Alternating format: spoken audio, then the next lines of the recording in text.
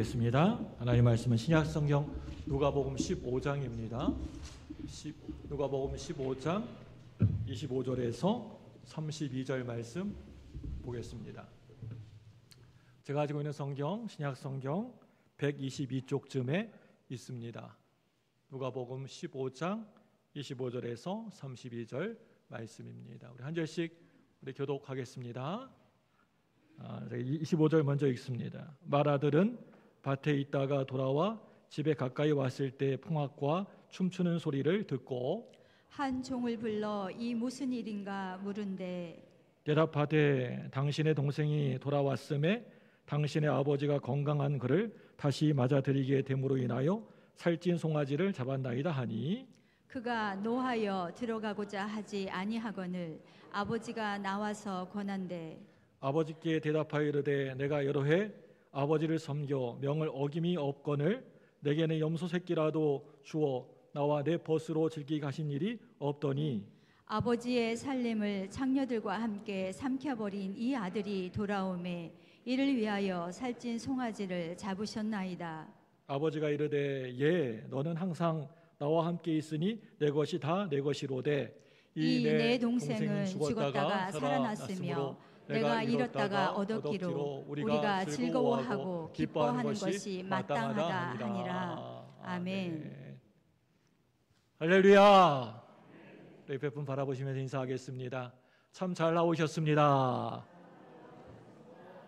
사랑하고 축복합니다.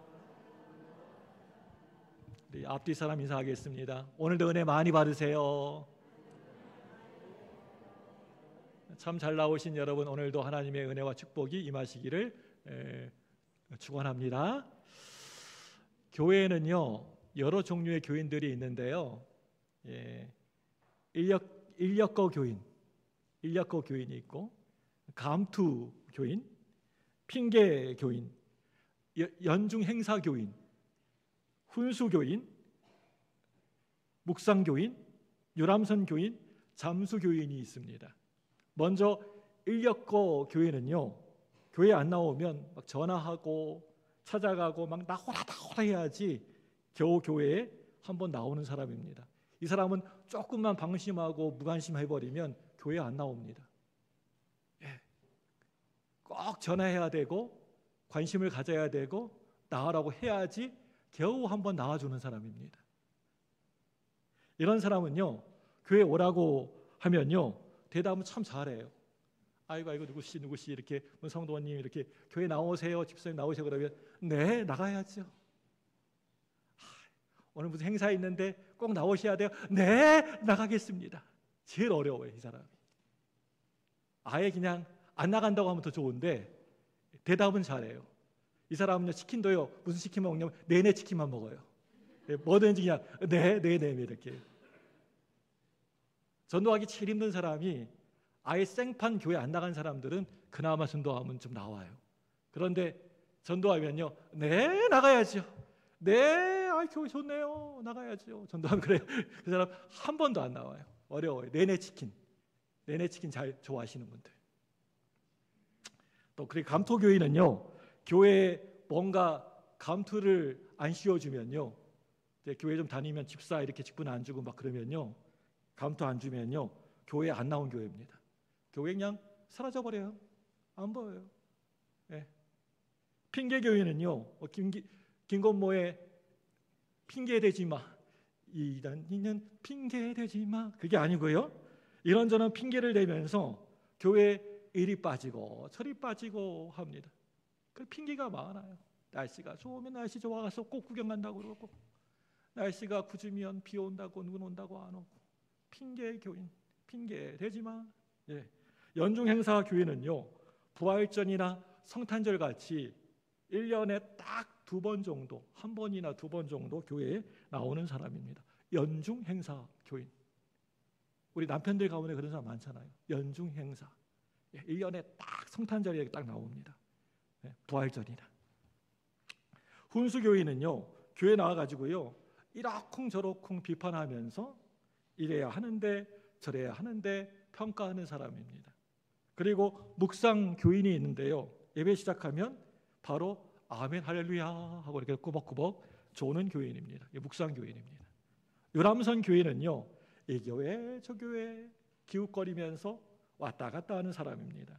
만약에 오늘 이 자리에 이 시간에 유람선 교인이 여기에 계시다면 이제 유람선 그만 타시고요, 우리 광주무등교회에 등록하셔서 새로운 은혜를 경험해 보시길 바랍니다. 유람선 교인이라고 생각하시는 분들 잘 들으셔야 돼요. 여기 정착하셔야 돼요. 우리 교회에 더 이상 왔다 갔다 하지 마십시오. 이제 마지막으로 잠수교인, 잠수교인이 있는데요, 잠수교인은요, 내가 교회에 다닌다는 사실을 어느 누구에도 알리지 않고 또 알려지기를 너무나도 많이 부담스러워하는 사람입니다. 이런 사람은요, 꼭 교회에 와서 만나야만 그 사람이 교인이었구나, 그 사람이 성도님이셨구나 이렇게 알 수 있는 사람입니다. 이건요, 이순신 장군이 나의 죽음을 아무에게도 알리지 말라고 부탁했던 것처럼 자신이 예수 믿는 성도, 우리 예수 믿는 그리스도인이라고 하는 사실을 어느 누구에게도 알리지 말라고 부탁하면서 살아가는 그런 부류라고 할 수가 있습니다.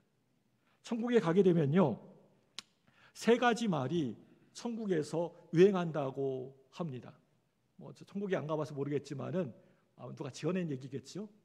천국에 가면 세 가지 유행하는 말. 그게 뭐냐면요, 하나는요, 이렇게 좋은지 몰랐어 라고 하는 말이랍니다. 천국에 오니까 너무 좋은 거예요. 이렇게 좋은지 몰랐어. 그리고 또 하나는요, 누가 안 보이네?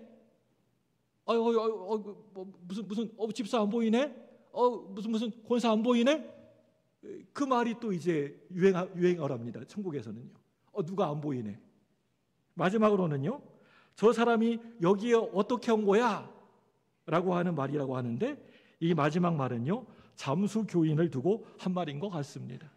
그러면 이런 부류의 사람들이 가지는 공통적인 특징이 있는데요, 그것은 하나님 아버지를 인격적으로 만나지를 못했다거나 혹시나 만났다 하더라도 하나님의 사랑의 마음을 정확하게 알지 못한다는 것입니다.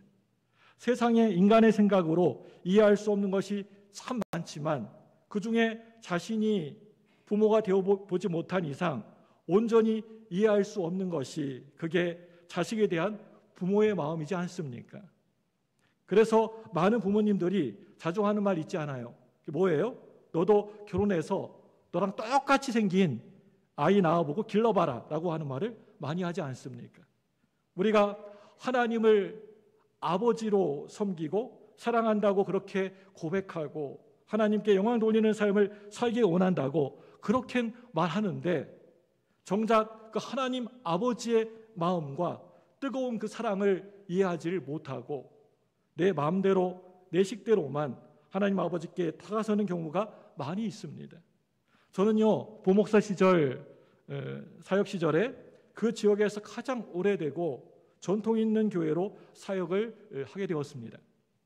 그 도시에서 가장 먼저 생겨난 어머니와 같은 교회였기 때문에 사역자로서 자부심과 자긍심이 정말 대단했습니다.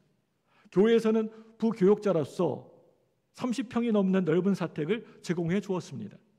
그 당시에 그 도시에서 가장 땅값이 비싼 곳이었고 인근 아파트에 살고 있는 많은 사람들이 시장을 비롯해서 지역 기관장, 교수, 의사, 언론사에 종사하는 등 정말 잘 나가는 사람들이 거의 대부분 살고 있었습니다. 그 사람들과 섞여 살면서 내가 진짜 뭐라도 된 것처럼 그렇게 싶었습니다.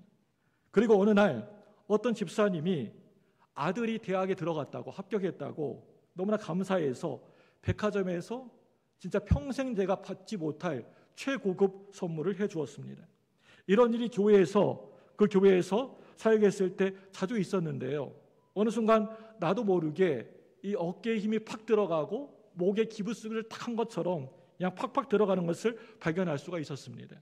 그런데 집을 나갈 때마다 저희 집 주차장에 세워져 있는 저의 차가 너무나도 초라하게 보인 겁니다.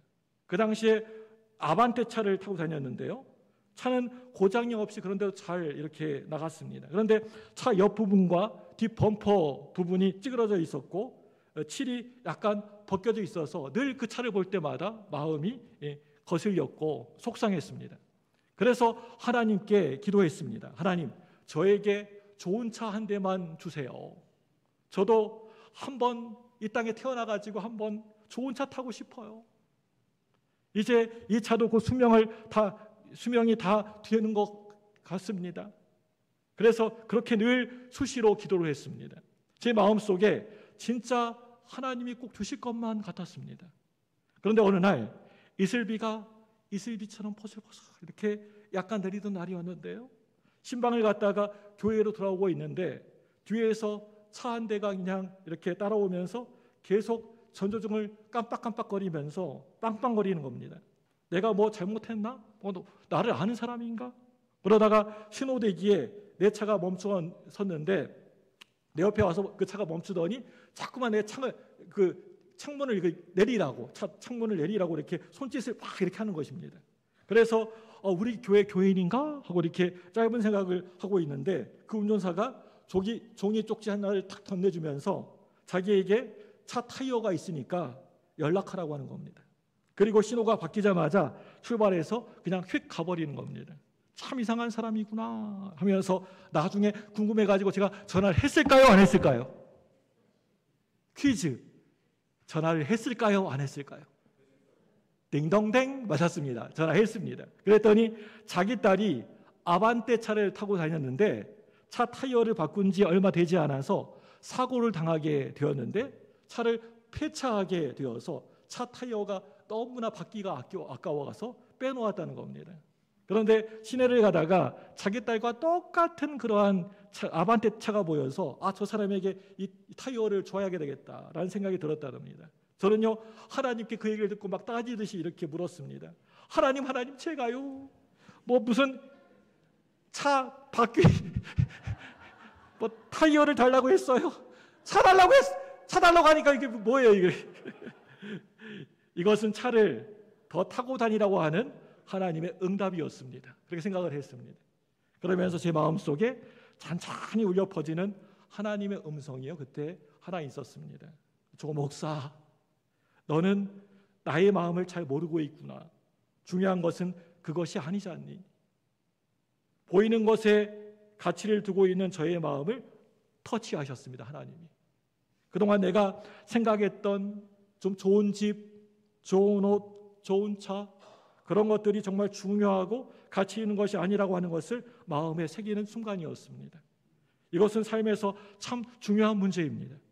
내가 내 인생의 목적과 가치를 어디에다가 내가 이 땅에 살면서 두고 살아가느냐에 따라서 그 인생이 하나님 보시기에 아름답고 하나님께 영광 돌리는 삶이 될 수도 있는 것이고요. 또 그렇지 못한 삶을 살아갈 수가 있는 것입니다. 우리 인생의 목적과 목표는 여러분 어디에 있습니까? 여러분들은 어떤 목적과 가치를 두고 살아가십니까? 40세가 되기 전에 빠르게 원하는 만큼 승진해서 자리를 확보해 놓고 차도 바꾸고 또 50세가 되기 전에 40평 이상의 아파트로 이사가고 그리고 정년이 되기 전에 몇 억의 돈을 모아서 노후를 준비하는 것이 인생의 목표이고 비전이 되어버릴 수 있습니다. 그게 평생의 노후. 여러분 노후가 뭡니까? 노후 준비하다가 평생 다 이렇게 인생을 소비합니다. 성경에서는 우리를 창조하신 목적을 하나님께 영광을 돌리고 하나님을 찬송하기 위해서 우리를 지으셨다고 하셨는데 나는 내 영광에 또 나 자손의 영광만을 위한 목표로 인생을 살아가고 있는 것은 아닌지 물어보아야 합니다. 만약에 이런 목표만을 위해서 우리가 살아간다면 우리는 그 목표를 이루기 위해서 더 중요한 가치를 소홀히 하고 평생 동안 만족하지 못한 삶을 평생 살아가다가 인생을 마감할 수 있다는 것을 아셔야 합니다. 오늘 말씀 보시면 저와 여러분들이 너무나도 잘 알고 있는 내용의 말씀인데요. 어떤 한 아버지에게 아들이 둘이 있었는데 그 중에 둘째 아들이 어느 날 아버지에게 찾아옵니다. 아버지가 이제 돌아가시면 그 재산 중에 얼마를 저에게 물려주실 것이 분명한데 아버지가 돌아가시기 전에 미리 나누어지시면 안 되나요? 아마 처음에 그 아버지가 분명 안 된다고 했을 겁니다. 그런데 이 둘째 아들은 고집스럽게 자주 찾아와 이야기를 합니다. 아버지, 어차피 그 재산 나한테 주실 것인데 지금 주시면 제가 열심히 해서 제가 더 많이 남기겠습니다 라고 이야기를 계속해서 했을 것입니다. 자꾸만 그러니까 아버지는 어쩔 수가 없이 그 아들에게 줄 재산을 나누어 줘버립니다. 그래서 이 둘째 아들은 아버지 몰래 그 재산을 가지고 아버지 곁을 떠나게 됩니다. 그런데 아버지 곁을 떠나간 이 아들은 아버지가 주신 재산으로 먹고 놀고 즐기다가 폭삭 망해버리고 맙니다. 이때 둘째 아들은 집으로 돌아가지 않고 그냥 죽어버리려고 합니다. 그런데 다시 한번 잘 생각해 보니까 이렇게 죽는 것보다 차라리 집에 들어가서 아버지에게 이제는 아들이 아니라 종처럼 사는 것이 더 좋겠다라고 생각하고 집으로 돌아갑니다. 그런데 아버지는 아들을 종처럼 여기지 않고 생각하지 않고 도리어 기뻐하고 반가워하면서 큰 잔치를 벌여줬습니다. 이것이 오늘 말씀의 내용입니다. 그런데 이 비유에서 둘째 아들이 착각하고 있는데요. 이거 무슨 착각입니까? 어떤 착각을 하고 있습니까? 첫 번째 착각은요. 내가 아버지로부터 멀리 떨어지면 행복할 것이다 라고 착각입니다. 둘째 아들은 지금 자기 자신이 행복할 수 있는데 아버지 때문에 너무나도 불행하다고 생각하는 것입니다. 그래서 둘째 아들은 행복하기 위해서 자기 자신의 그런 모든 재산을 가지고 아버지 곁을 떠나서 멀리 가려고 합니다. 이게 바로 착각입니다. 오늘 말씀의 탕자는요, 이런 생각을 한 것입니다. 두 번째 착각은요, 집에서 나온 둘째 아들은 이렇게 생각했습니다. 내가 가지고 있는 돈이 엄청 많겠다. 그리고 나를 좋아라 하는 친구들이 이렇게 많은데 내가 뭐 무슨 어려움 당하겠나? 라고 생각했던 것 같습니다. 이게 바로 엄청난 착각입니다. 둘째 아들이 돈을 가지고 집을 나오니까 주변에 돈 냄새 맡은 친구들이 많은 친구들이 있었습니다. 모든 친구들이 그의 비위를 마치고 아부를 떱니다. 기분이 아주 좋습니다. 이런 자신에게 인생의 흉년이 올 것이라는 꼴은 전혀 생각하지도 못했습니다. 그런데 이러한 둘째 아들에게도 인생의 흉년이 찾아왔다는 겁니다. 흉년이 여러분 언제 옵니까? 그것은 준비하지 않은 사람에게 흉년이 찾아옵니다.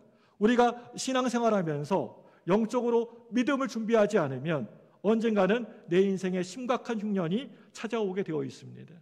지금은 흉년을 준비할 때입니다. 여러분이 좋다고 희낭낭할 때가 아니고요. 여러분이 곧 다가올 흉년을 여러분이 준비하셔야 됩니다. 그저 먹고 즐길 때가 아니에요. 제가 예언합니다. 목사가 예언하니까 좀 이상하지만 예언합니다. 지금 좋다고 먹고 즐기는 사람은요, 그 인생에서 언젠가는 반드시 흉년 찾아오게 될 것입니다. 그런데 오늘 이 탕자에게도 인생에 흉년이 찾아왔다는 겁니다. 자신에게 절대 결코 찾아올 것 같지 않았던 흉년이 찾아온 것입니다. 그런데 이때 그 많던 친구들 다 어디로 가버린 것입니까? 인생에 흉년이 찾아오면 제일 먼저 내 곁에 있었던 그 많은 친구들이 떠나간다는 사실을 둘째 아들은 전혀 몰랐습니다. 이게 둘째 아들의 엄청난 착각이었습니다. 세 번째 착각은요, 자기 자신이 아버지에게 돌아가면 이제 아버지가 아들로 받아주지 않을 것이라고 하는 착각입니다. 우리 살아가면서 이런 착각 자주 하지 않습니까? 우리가 잘못을 하면 하나님이 우리를 당장에 벌하시고 지옥으로 보내실 것이라고 그렇게 착각합니다. 하나님은 무서운 분이셔. 그래서 내가 잘못하고 죄 지으면 나를 벌하시고 지옥 보내실 거예요. 이렇게 생각을 합니다. 신앙생활을 잘하지 못하면 어느 날 하나님이 오셔가지고 나를 벌하실 것만 같습니다. 그런데 절대 결코 아닙니다. 그런 생각은 착각입니다, 여러분. 하나님은 저와 여러분들을 너무나도 사랑하십니다. 독생자 예수님을 보내실 만큼 여러분을 사랑하셔요. 늘 언제나 죄 가운데에서 돌아오기를 기다리고 계십니다. 이 문제덩어리인 둘째 아들이 집에 돌아왔을 때 어떤 일이 벌어졌습니까? 아버지가 몽둥이를 들고 이놈의 자식아 왜 그렇게 나가더니 속상하게 하고 왜 이렇게 들어왔냐 라고 하면서 이 아들을 때린 것이 아니고 도리어 아주 아버지가 큰 잔치를 벌여주고 있습니다. 다시 집에 돌아온 이 아들에게 제일 옷을 아들에게 입히고 손에 가락지를 끼우고 발에 신을 신기우고 살찐 송아지를 잡아서 동네 잔치를 크게 벌이고 있습니다. 여러분, 왜 이런 잔치를 벌이고 있습니까? 왜 지금 아버지가 이렇게 너무나 기뻐하고 있는 것입니까? 이것은요, 집 나간 아들이 다시 처음 원래의 상태로 돌아왔기 때문입니다. 왜 기뻐한다고 아버지가요? 처음에 원래의 상태로 아들이 돌아왔기 때문에. 이것을 조금 어려운 말로 하면요, 회복이라고 하는 말입니다. 누가복음 15장 32절 말씀 보겠습니다. 우리 32절 같이 읽습니다. 시작. 이 내 동생은 죽었다가 살아났으며 내가 잃었다가 얻었기로 우리가 즐거워하고 기뻐하는 것이 마땅하다 하니라. 아멘. 여러분, 이 지금 잃어버렸던 그 아들이 돌아와서 반갑기도 했지만 더 쉽게 표현하자면 없었던 아들이, 잃어버렸던 아들이 다시 원래의 처음에 제자리로 돌아왔기 때문에 아버지가 기뻐하고 즐거워하고 있는 것입니다. 여러분들이 이걸 잘 아셔야 돼요. 이 말씀을 보시면서, 이 말씀을 읽으면서 여러분 이거 잘 이해하셔야 됩니다. 왜 우리가 이렇게 예수님 믿는 것입니까? 왜 우리가 교회 나와서 신앙생활하고 있는 것입니까? 복 많이 받고 돈 많이 벌려고 저와 여러분들이 예수님 믿고 교회 다니고 이렇게 신앙생활 하는 겁니까? 우리가 예수님을 믿는 그 이유는 다시 처음에 원래의 모습으로 상태로 회복하려고 우리가 예수 믿는 것입니다. 여러분 이 기억하셔야 돼요. 하나님은 저와 여러분들을 자녀 삼아주시고 구원해 주셨습니다. 이게 회복입니다. 이제는 저와 여러분들이 하나님과 다시 회복되었습니다. 오늘 이 시간 주일에 예배에 나오신 여러분 회복된 줄 믿습니다. 믿으시면 아멘 하시기 바랍니다.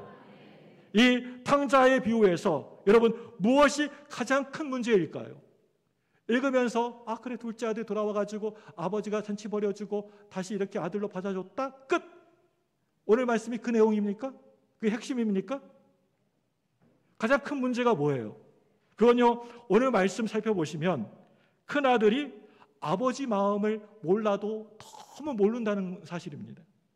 둘째 아들은 눈앞에 보이는 그런 탕자였다고 한다면 큰 아들은, 맏아들은 눈에 잘 안 보이는 탕자라고 저는 생각합니다. 오늘 제목처럼 집 안에 탕자가 바로 큰 아들이었습니다. 큰 아들은 집에서 아주 착하게 열심히 아버지를 도와주는 것처럼 그렇게 보입니다. 정말 열심히 일도 잘하는 것처럼 보입니다. 눈에 보이는 둘째 아들은 진짜 너무나도 망나니 같고 나쁜 아들이라고 할 수가 있지요. 그렇다고 한다면 집 안에 있는 저 탕자, 큰 아들은 착한 아들입니까? 자세히 보면 그것은 아니라고 말씀하고 있습니다. 이 탕자의 비유가 지금 누구에게 어떤 사람에게 초점을 맞추고 이야기하고 있는지에 대해서 그 대상이 누구인지를 우리가 알아야 하는데요. 오늘 누가복음 15장 말씀을 읽으면서, 왜냐하면 그것을 알아야만 이 비유의 목적이 분명히 드러나게 되어 있습니다. 사실 오늘 이 누가복음 15장 이 탕자의 비유는요, 탕자들에게 하는 그런 이야기가 아닙니다. 탕자들아 들으라, 이 탕자들아 이 말씀 듣고 새겨들으라, 이 말씀이 아니라니까요. 만약에요, 오늘 이 말씀이 탕자들에게만 하는 이야기라고 한다면 아마 탕자들은 다들 반드시 꼭 심판받게 된다, 저주받게 된다, 그렇게 살다가는 완전히 망한다라고 이야기해야만 합니다. 그런데 오늘 이 비유는 그런 이야기가 아닙니다. 오늘 말씀 여러분 자세히 여러분 한 절 한 절 읽어보시면 탕자가 집에 돌아와서 사랑받고 다시 아들로 살아가는 내용의 이야기입니다. 그러니까 오늘 이 비유의 말씀은요, 탕자에게, 그 망나니 같고 아주 문제덩어리인 탕자에게 들려주는 내용이 아니라고 하는 겁니다. 그렇다면 이 비유는요, 누구에게, 어떤 사람에게 들려주는 걸까요? 늘 언제나 이 비유에서 지금 막 혼나고 있는 사람, 막 호되게 막 혼나고 야단맞고 있는 사람이 누구인지를 보면 비유의 핵심을 발견할 수가 있습니다. 여러분, 지금 누가 막 혼나고 야단을 받고 있나요? 지금 집에서 열심히 일하고 있는 큰아들이 야단맞고 있어요. 그렇다고 한다면 이 비유를 들어야 할 사람은 누구입니까? 바로 큰아들입니다. 이 탕자의 비유에서 탕자의 이야기가 나오고 있지만 야단맞는 사람은요, 큰아들이에요. 그런데 이 큰아들이 누구입니까? 어떤 사람입니까? 이 큰아들이. 오늘 이 비유가 처음 시작이 되었을 때 이런 일이 있었습니다. 예수님 주변에 많은 사람들이 몰려왔어요. 세리도 오고요, 죄인들도 예수님을 찾아왔습니다. 좀 더 쉽게 말하면 한마디로 탕자와 같은 사람들이 예수님께 찾아와서 지금 하나님 말씀을 듣고 있는 겁니다. 그런데 하나님을 열심히 믿는다라고 하는 그 당시에 바리새인들과 서기관들이 예수님에 대해서 옆에서 불평과 원망을 하고 있습니다. 어떻게 예수님이 저렇게 죄인들하고 영접하고 음식을 같이 먹을 수가 있느냐라고 하면서 불평하고 원망하고 있습니다. 그래서 이 말을 들은 예수님이 오늘 이 비유의 말씀을 시작하고 계신 겁니다. 그렇다고 한다면 여기에서 큰아들은요, 어떤 사람입니까? 그 당시에 바로 서기관들과 바리새인들입니다. 지금 예수님이 이 서기관들과 바리새인들을 아주 신랄하게 호되게 비판하고 있는 겁니다. 그런데 이 서기관들과 바리새인들이 오늘날 누구입니까? 누구입니까? 바로 사랑이 없는 예수 믿는 우리 그리스도인들이고요, 용서 없는 예수 믿는 그리스도인들이고, 꿈도 없고 비전도 없는 예수 믿는 성도 그리스도인들입니다. 어쩌면 이 큰아들은요, 이 앞에 서 있는 설교하고 있는 조목사이고요, 여러분들인 것입니다. 기분 나쁘시죠? 여러분이 큰아들이라고 하니까. 그래서 저도 집어넣은 거예요, 조목사도. 여기에 우리는 두려움이 있는 것입니다. 그렇다고 한다면 지금 큰아들에게 무엇이 문제입니까? 이거 뭐가 문제라고 생각하세요? 말씀 읽어보시면서 이 큰아들 문제가 뭐라고 생각하세요? 생각은 하고 계십니까? 첫째로요, 큰아들은요, 아버지와 함께 있는 것이 축복이라고 하는 것을 몰랐습니다. 저와 여러분들은 지금 이곳에서 살고 있다는 것, 우리 교회 광주무등교회에 나오고 있다고 하는 것이 축복이라는 사실을 모르고 있습니다. 그냥 나오는 줄 알아요. 자동적으로 우리 광주무등교회에 나오는 것이 잘 몰라요. 지금 큰아들은 아버지가 있다는 것이 당연하다라고 생각했을 것입니다. 그런데 탕자는 아버지가 없는 세월을 오랫동안 살아보았습니다. 그래서 탕자는요, 아버지가 그냥 계시는 것, 내 옆에만 계시는 것, 그 자체가 축복이라고 하는 사실을 알았습니다.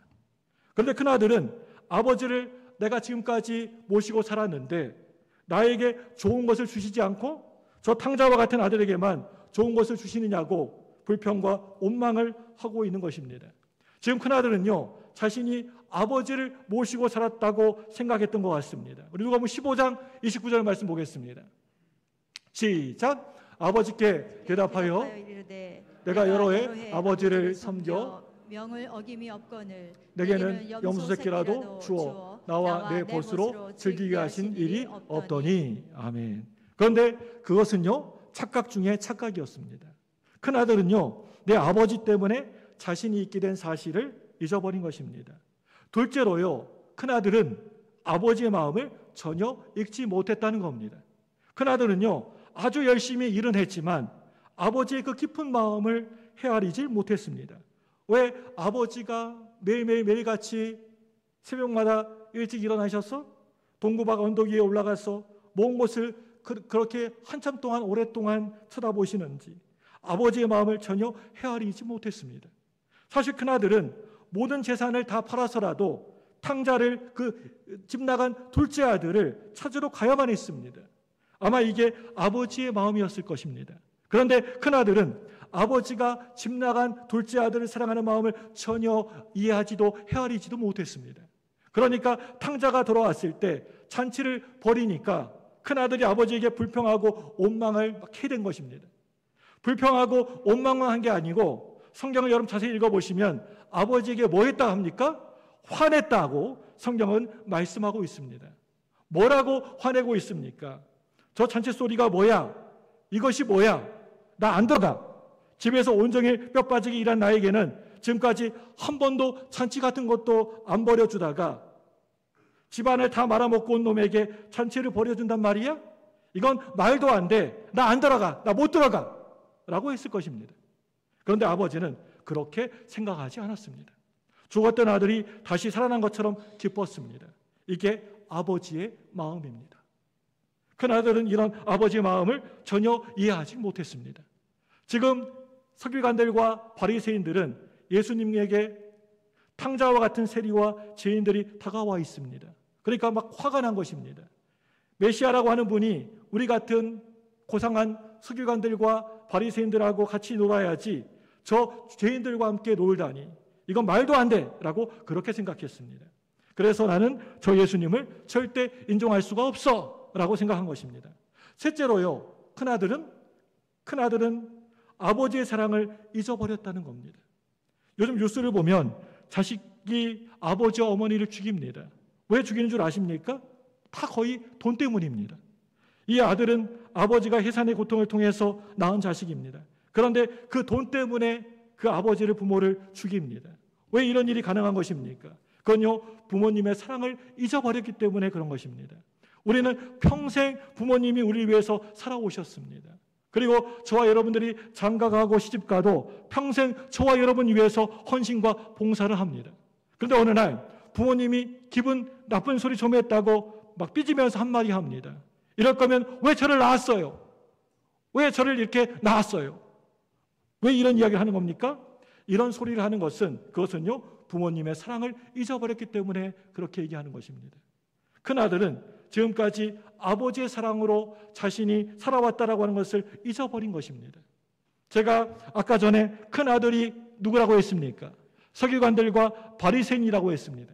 사실은요, 그 당시에 서기관들과 바리새인들은요, 하나님의 사랑을 받은 사람이지 않습니까? 그런데 이 사람들이 하나님의 사랑을 다 잊어버리고 받은 사랑을 다 그냥 잊어버리고 자신의 권리만을 주장하고 있는 겁니다. 자신이 아예 처음부터 바리새인이 되었고 서기관이 된 것처럼 그렇게 살아갑니다. 근데 사실은 하나님의 사랑이 있었기 때문에 이스라엘 백성들이 구원받게 된 것이고 하나님의 백성, 하나님의 자녀가 된 것 아닙니까?